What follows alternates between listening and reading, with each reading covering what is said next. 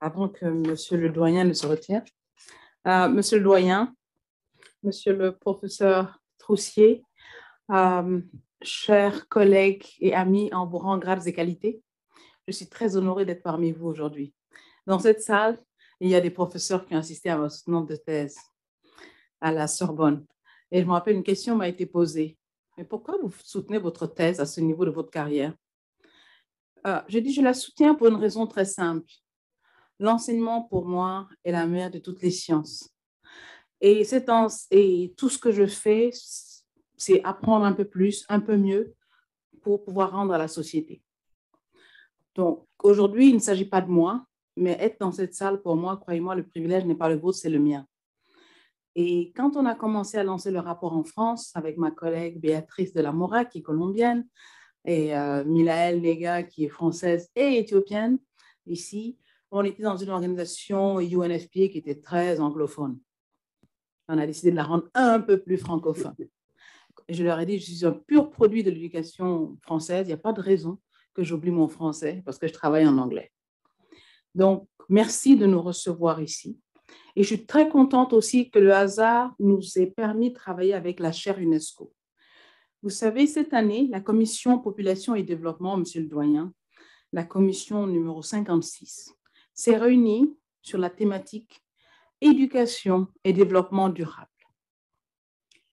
Les gouvernements de par le monde ont été incapables de se mettre d'accord que l'éducation était importante pour le développement durable. Je le dis parce que ça va peut-être mieux introduire le rapport. Il y a 33 gouvernements qui se sont déclarés de manière très claire. C'est cela qui doit se passer. Il y en a 22 qui se sont opposés de manière aussi claire. Il n'est pas question, on n'aime pas ce que vous faites. Et le reste est resté silencieux. C'est pour ça que ce que vous avez dit est tellement important. C'est pour ça que l'enseignement est important. C'est pour ça que le travail de l'UNESCO, non seulement l'enseignement classique, secondaire, primaire, etc., mais l'enseignement des adultes est crucial. Je suis persuadée que tous les représentants du gouvernement dans cette salle nécessitent d'être formés. Ce n'est pas parce qu'on a un diplôme universitaire qu'on devient savant tout à coup. Quand j'ai eu mon doctorat, mes professeurs m'ont retourné ce document tellement de fois. Un jour, mon fils me voit pleurer. Maman, pourquoi tu pleures? J'ai dit, on vient de me rejeter encore pour la énième fois. Apparemment, le document n'est toujours pas bon. Mais c'est vrai, je cherchais le summa cum laude. Et ça, évidemment, l'université française ne la donne pas facilement, mais si je dois le faire en honneur de mon père, c'est ça que je veux. J'ai eu mon doctorat quand mon fils commençait l'université. Il était temps. S'il ne risquait d'en sortir avant moi. Je mentionne parce que le travail que la chaire UNESCO fait est important. L'éducation des adultes, combien de représentants des États vont aux Nations Unies? Ils ne connaissent que la partie diplomatique, ils ne connaissent pas le fond des sujets. Donc, quand on parle d'éducation ou de santé sexuelle et reproductive, ça hérisse les cheveux d'abord du Vatican et des pays arabes. C'est la seule chose sur laquelle ils s'entendent. Dès qu'on parle de ça, ils sont contre nous, ils lèvent les doigts, même s'ils ne sont qu'observateurs. Je le mentionne parce que j'ai grandi dans l'éducation catholique dominicaine presque toute ma vie de jeune en Italie. Donc, venir ici, pouvoir discuter avec vous, avoir les professeurs émérites que vous êtes, les étudiants, c'est important pour nous et la société civile pour que la conversation puisse continuer.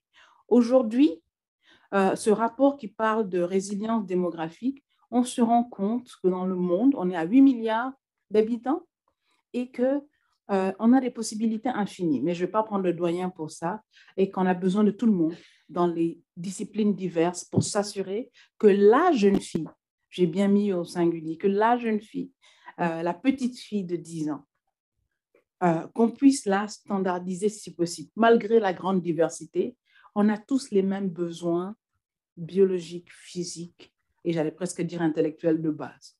Le reste vient colorer et harmoniser. Mais la jeune fille, qu'elle soit celle que j'ai en tête maintenant, la petite béninoise de 10 ans que j'ai vue dans un village tenant dans ses mains assise par terre ces deux chaussures en plastique jaunes parce qu'elles étaient neuves, c'était jour de fête et c'était son trésor. Ou une autre que j'ai vue à Gambier ou en Thaïlande ou à Panama City, c'est exactement la même jeune fille qui, quand elle rêve de son potentiel, elle ne doit pas penser qu'elle peut être bloquée. Donc, c'est pour ça que j'ai mis au singulier professeur, avec toutes mes excuses. J'ai besoin de ce rêve pour survivre moi-même, parce que ma propre vie est un schéma de générosité, quelles que soient les difficultés que j'ai pu vivre.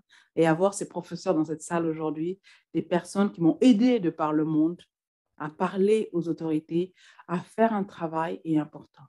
Et avant que vous ne vous retiriez, permettez-moi aussi de porter un hommage au professeur Claude Dumurgier, qui était chirurgien général de l'armée française, qui est décédé aujourd'hui, mais qui aussi m'a aidé énormément à réparer le nombre des fistules obstétricales de par le monde aussi, ou le professeur Alain Leduc, qui a été président de l'Académie, je pense, d'urologie à un moment donné. Je donne ces noms-là parce que mon métier ne serait pas ce qu'il est avec toute la science que vous produisez de par le monde. Je vais citer un que vous ne connaissez pas, professeur Parham, c'est un noir américain qui est venu pour le cancer du col de l'utérus pour m'aider à faire le dépistage. Et on se rend compte que dans des pays comme le Tchad, l'encens que les femmes mettent pour se parfumer, par exemple, sert à autre chose, sert à recréer une nouvelle virginité en obligeant les femmes à se positionner dessus, leur partie intime, et ça sèche. Donc pour elles, c'est brutal et douloureux, mais pour les hommes, apparemment, c'est bien. Donc, entre les théories traditionnalistes sorties Dieu seul sait d'où et la science et la vie des hommes et des femmes, il y a tellement de choses à apprendre pour que la planète et les populations puissent vivre en paix. Aujourd'hui, le pays le plus peuplé du monde, c'est l'Inde. Le pays qui ne se renouvelle plus en termes d'humains, c'est la Corée du Sud. Et les jeunes disent, on ne veut plus d'enfants, on n'essayait même pas. Et ma première conférence était en Corée du Sud l'année dernière et ma seconde, c'est ici, ma deuxième, j'espère, c'est ici. Donc, merci d'ouvrir les portes d'une université aussi savante pour l'universitaire française que je suis ou francophone que je suis. Donc, croyez-moi, je tremble devant vous tous ici, mais j'espère qu'on pourra engager une conversation et pour qu'on puisse avoir d'autres opportunités. J'ai invité ma collègue avec laquelle je travaille sur les questions d'éthique, sur les questions de développement et d'éducation, la directrice générale adjointe de l'UNESCO, Gabriela Ramos, mais malheureusement, elle était en Asie centrale. Moi, j'y étais 2 semaines avant pour son travail. C'est pour ça qu'elle n'est pas avec moi aujourd'hui pour discuter de cela. Parce que cette commission population a dit non, que l'éducation n'était pas centrale. L'année prochaine, on va célébrer les 30 ans. C'est pour ça que je suis là. Je veux des voix partout pour que la jeune fille de 10 ans, où qu'elle soit, ait un avenir, pour que le jeune homme puisse se dire, cette population a travaillé pour moi. Monsieur le doyen, encore une fois, merci infiniment en mon nom, en tant que directrice adjointe, mais aussi au nom du secrétaire général des Nations Unies, en tant que sous-secrétaire général. Je vous remercie parce que là, vous contribuez à ce que nous appelons le quintet de change des nouveaux Nations Unies que nous voulons pour le sommet du futur. Merci.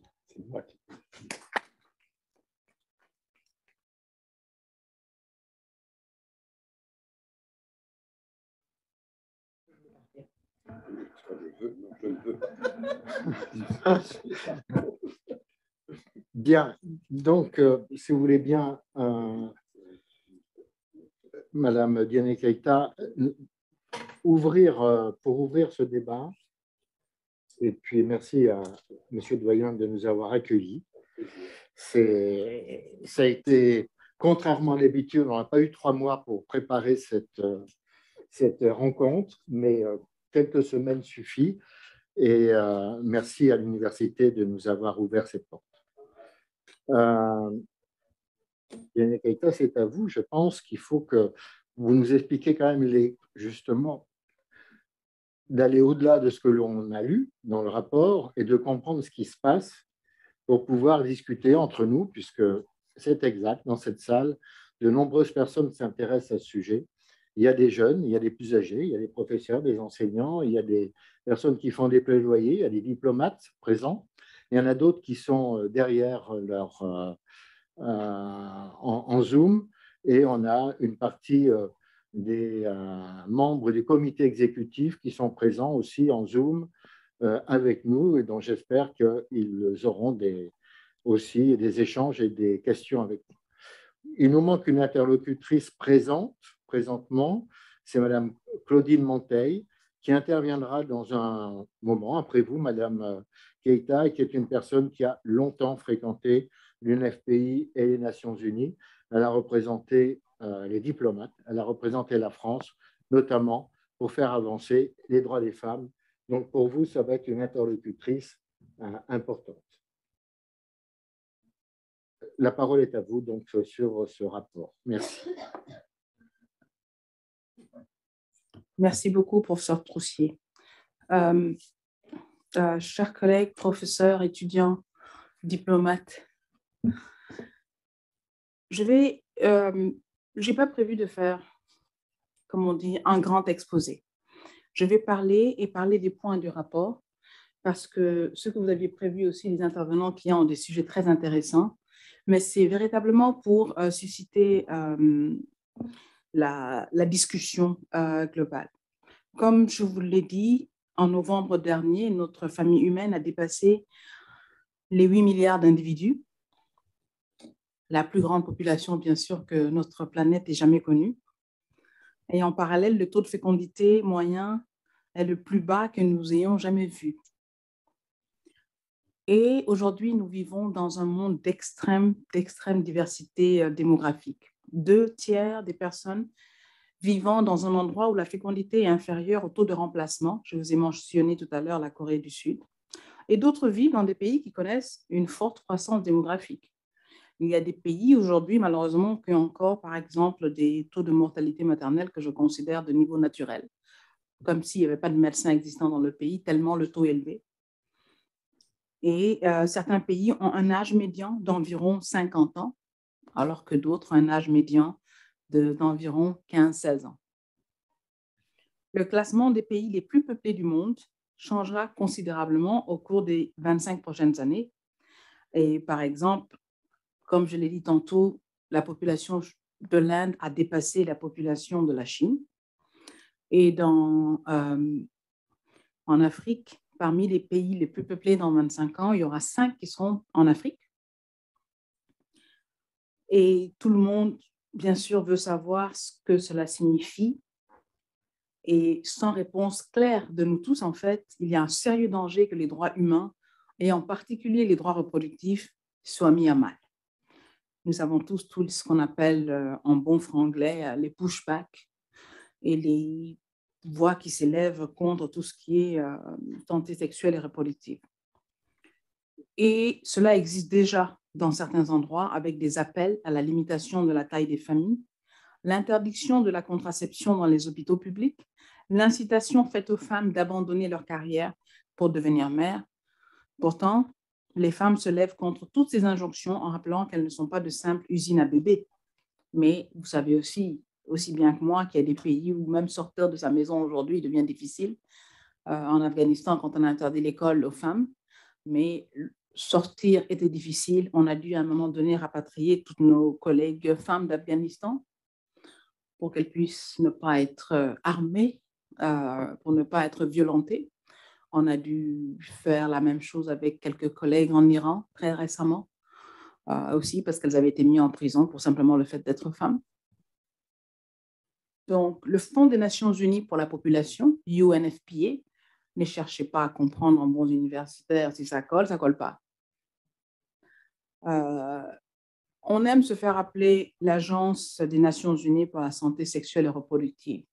C'est peut-être un peu plus compliqué que ça. On est l'Agence des Nations Unies pour les populations. C'est ça que l'on est. Quand la conférence du Caire est arrivée en 1994, il y a 29 ans de cela, les États se sont réunis et ils ont fait, avec l'aide des mouvements associatifs, une espèce de charte, un plan d'action. Et ce plan d'action a véritablement situé les questions de santé sexuelle et reproductive au centre du développement. Pour pouvoir se développer, on a besoin d'un bien-être mondial et la santé sexuelle s'est retrouvée au milieu de cela. Et quand les objectifs de développement durable, la génération 2030 est arrivée, on a réfléchi à UNFPA comment est-ce qu'on peut faire passer le message pour ceux qui avaient du mal à comprendre que la santé sexuelle était quelque chose d'important. Alors, on a décidé aussi, en termes de plaidoyer, de véritablement faire un message fort où on est l'agence qui parle de ces questions-là de manière très, très claire. Et pour lutter contre l'extrême pauvreté, la santé sexuelle est nécessaire puisque les taux de mortalité sont encore élevés.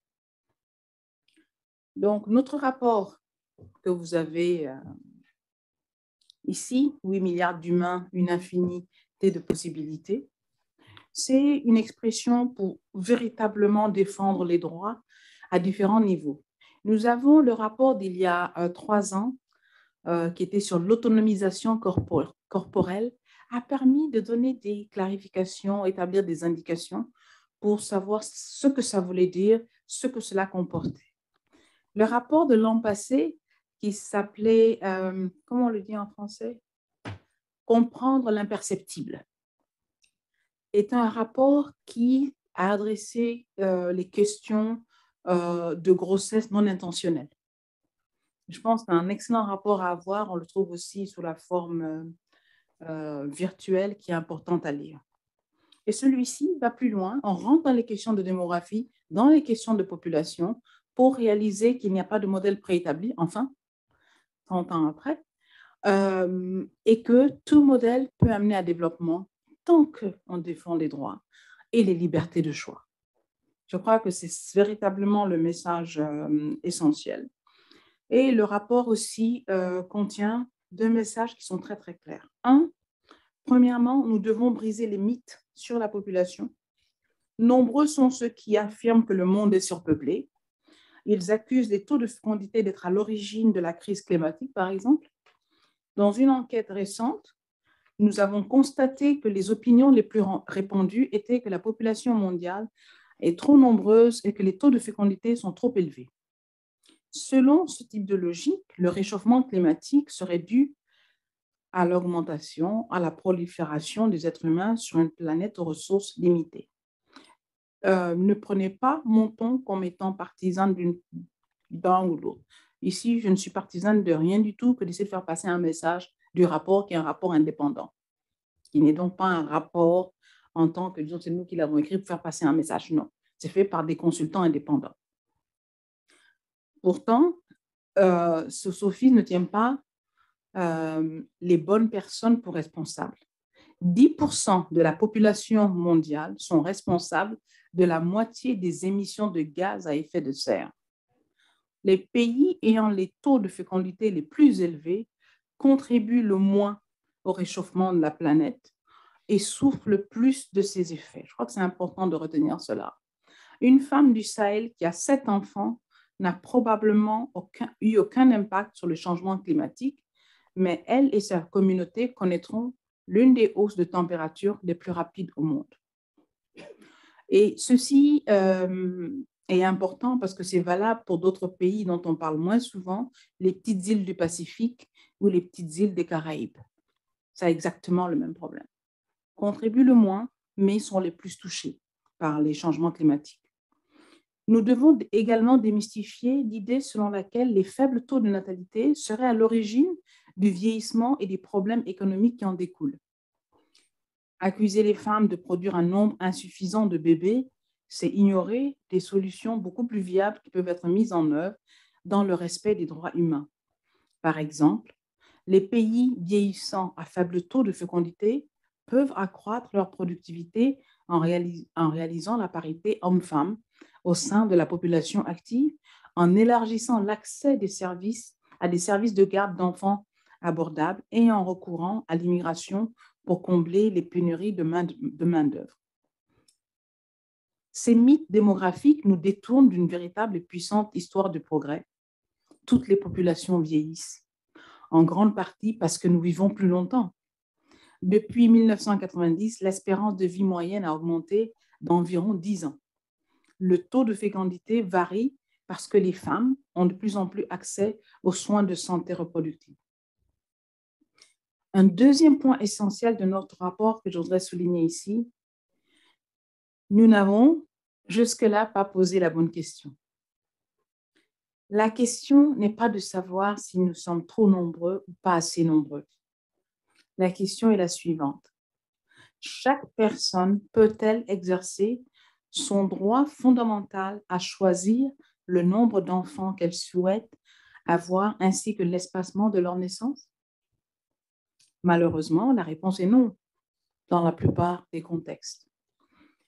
Nos dernières données montrent que 44%, presque la moitié des femmes, sont incapables d'exercer leur autonomie corporelle, incapables de faire des choix en matière de contraception, de soins de santé et de décider si elles veulent avoir des relations sexuelles et avec qui. Au niveau mondial, près de la moitié des grossesses ne sont pas intentionnelles. Pourtant, de nombreuses femmes aimeraient avoir plus d'enfants, mais n'y parviennent pas. La proportion des femmes qui sont effectivement en mesure de répondre à leurs aspirations personnelles en matière de fécondité n'est que d'un quart dans de nombreux pays à revenus faibles ou intermédiaires. Pourquoi? Comment cela se fait-il? Au Fonds des Nations Unies pour la population, nous envoyons les raisons tous les jours dans notre travail de soutien aux services de santé sexuelle et reproductive dans plus de 130 pays. Nous constatons que les jeunes ont encore besoin d'informations de base sur leur corps et leurs droits. Nous voyons comment les hommes et les femmes se débattent avec un choix limité de contraceptifs ou n'ont pas du tout accès à la contraception. Nous savons, grâce au travail que nous faisons sur le terrain et sur ces questions avec les survivants de violences sexuelles, que les expressions les plus violentes de l'inégalité entre les sexes restent omniprésentes dans certaines parties du monde. L'expérience et la recherche montrent comment les conditions structurelles, comment le sexisme sur le lieu du travail et à la maison contribuent à des niveaux élevés de stérilité involontaire. Et il reste bien sûr d'énormes lacunes dans la prévention et le traitement de l'infertilité.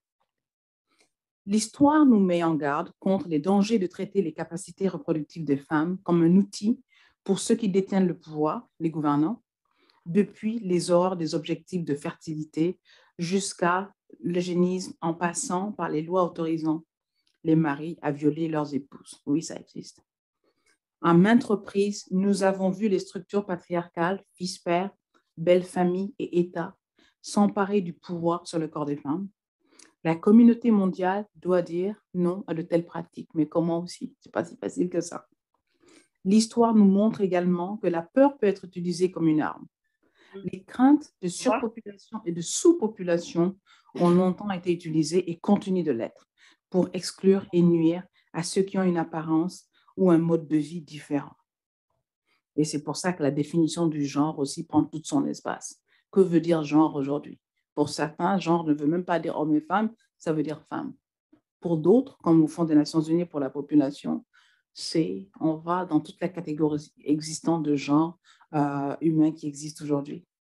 Et le monde ne réussira pas à résoudre ces plus grands défis en considérant les taux de fécondité comme étant le problème.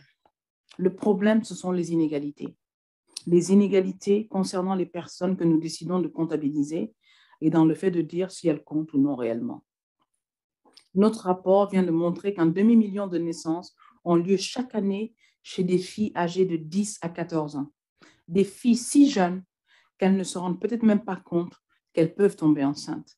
Des filles trop jeunes pour consentir à des relations sexuelles. Des filles mariées ou maltraitées ou voire les deux. Jusqu'à très récemment, le monde ne mesurait même pas les grossesses chez des filles aussi jeunes. Pendant trop longtemps, nous nous sommes contentés d'interroger les chiffres sans nous demander ce que les femmes voulaient. Et si je voulais mettre un aspect économique à cela, pour notre programme au Panama, nous avons mené une étude avec le gouvernement et la Commission économique des Nations Unies sur les grossesses précoces au Panama. Ce que ça coûte au Panama aujourd'hui, ce rapport est de l'année passée, c'est la fermeture du canal de Panama pendant 3 jours. C'est ça que cela coûte. Et chaque conteneur qui passe au canal de Panama est environ 75 000 $ à 100 000 $ un côté. Imaginez le coût que c'est, imaginez le nombre de conteneurs qui passent. Évidemment, le gouvernement est en train de travailler pour remédier à cela, créer les écoles, créer les systèmes de santé, s'assurer que les jeunes filles puissent être prises en compte. Ça coûte trop cher au pays. Donc, commençons enfin à nous poser d'autres questions sur les données démographiques. Les décideurs politiques doivent tenir compte de cela et c'est pour ça que je suis dans un milieu qui ne soit pas pour moi de décideurs politiques, mais de décideurs scientifiques, afin que justement on puisse se poser les bonnes questions. Juste avant vous, j'étais au Parlement pour discuter avec des parlementaires de la majorité comme de l'opposition, mais avant aussi avec les sénateurs. Mais l'université est centrale pour moi dans ces discussions parce que même la formation de la nouvelle jeunesse, des nouveaux professeurs, ça doit tenir compte de ce que vous pensez être scientifique. Maintenant, je vais m'arrêter là et vous remercier tous d'être présents et de pouvoir discuter sur les mythes ou la réalité des populations, sur la fertilité. Nous sommes à la faculté de médecine. La faculté de médecine, c'est choisi aussi, bien à propos. On aurait pu être dans une faculté de droit ou de la faculté de sciences sociales. Mais je pense qu'ici, il est un endroit le plus scientifique entre étudiants. On dit toujours que les étudiants en médecine sont ceux qui travaillent le plus. Quand nous, on a le temps d'aller danser, ils ne peuvent pas. Et ils décident de danser une fois par mois. On peut danser presque tous les week-ends si on veut. Alors, mesdames et messieurs, merci de m'accueillir ici. Mais l'éthique de ces questions-là et vos travaux et vos recherches sont très, très importants. Le rapport n'est qu'un moyen d'ouvrir votre porte et de susciter votre intérêt. Monsieur le professeur Tressier, je vous remercie.